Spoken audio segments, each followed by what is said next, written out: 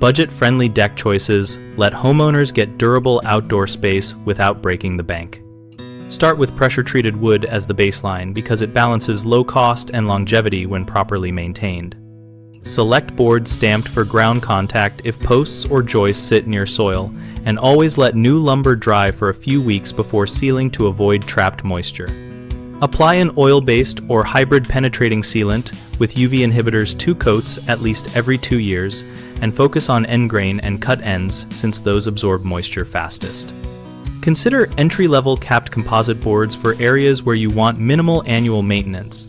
Choose straight-edge boards and a basic color to keep price down. And use hidden fasteners that fit the board profile to prevent snagging and speed installation. Design a simple rectangular footprint aligned with existing grade to reduce excavation and retaining needs, and size joist spacing to match your decking material requirements so you do not overbuild the substructure. Prefabricated deck kits offer predictable costs and component lists that cut waste and labor time, and they work especially well on single-level or slightly elevated decks.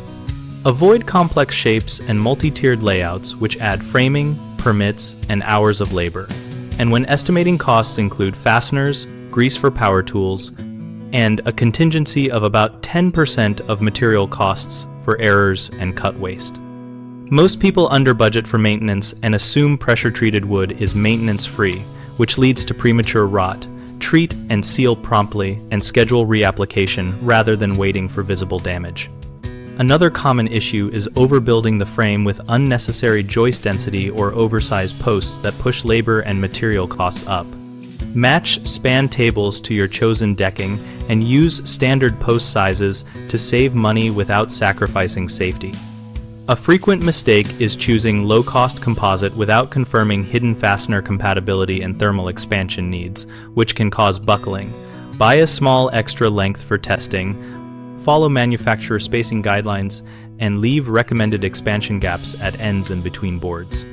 BigHomeProjects.com helps homeowners compare budget deck options and read real-world experiences to make smarter material and design choices. We connect contractors and homeowners, and our discussion community gives practical tips, trade-offs, and local advice so we can all plan better projects together.